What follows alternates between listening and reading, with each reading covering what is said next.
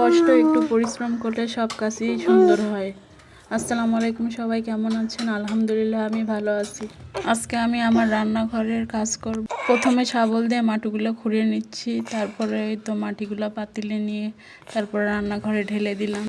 প্রত্যেকটা মেয়েরই স্বপ্ন থাকে বিয়ের পরে যেন তার রান্নাঘরটা অনেক সুন্দর, গোছানো, পরিষ্কার পরিচ্ছন্ন থাকে।